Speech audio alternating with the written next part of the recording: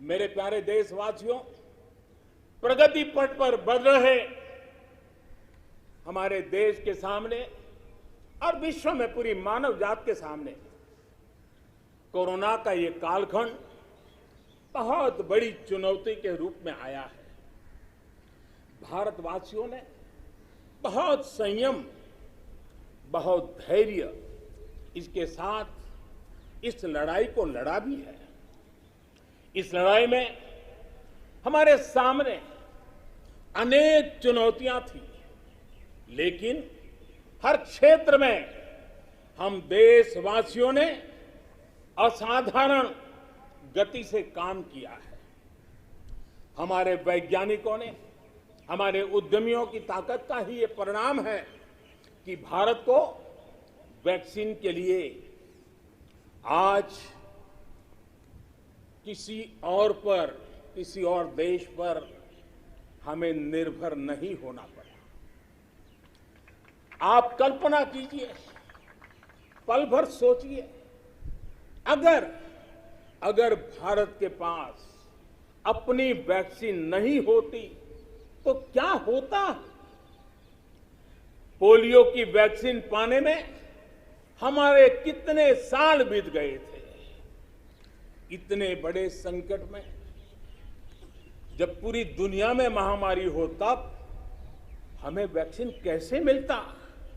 लेकिन भारत को शायद मिलता कि नहीं मिलता और कब मिलता, लेकिन आज गौरव से कह सकते हैं कि दुनिया का सबसे बड़ा वैक्सीनेशन प्रोग्राम हमारे देश में चल रहा है।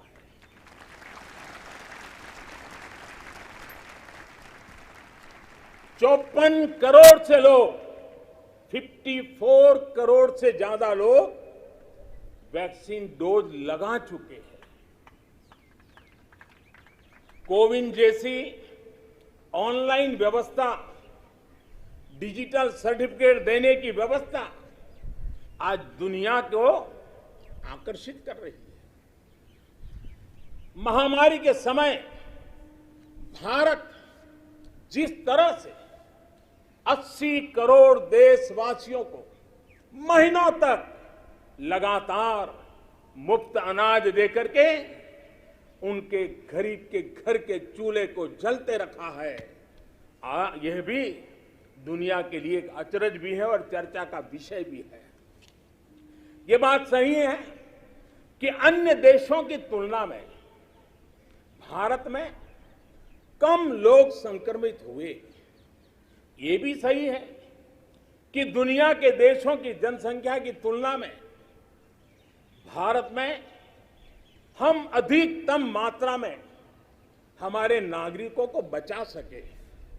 लेकिन ये हमारे लिए पीठ थपथपाने का विषय नहीं है, संतोष पाकर के सो जाने का विषय नहीं है।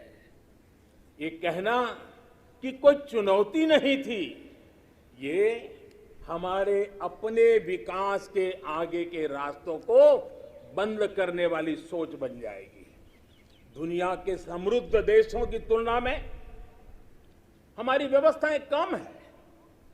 विश्व के पास समृद्ध देशों के पास जो है वो हमारे पास नहीं है।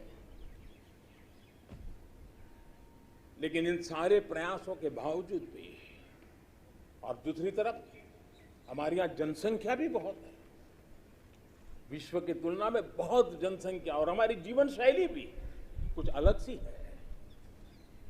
सारे प्रयासों के बाद भी कितने ही लोगों को हम बचा नहीं पाए। कितने ही बच्चों के सिर पर कोई हाथ फेरने वाला चला गया। उसे दुलारने, उसकी जिद पूरी करने वाला चला गया। ये असहनीय पीड़ा, ये तकलीफ हमेशा से साथ रहने वाली है।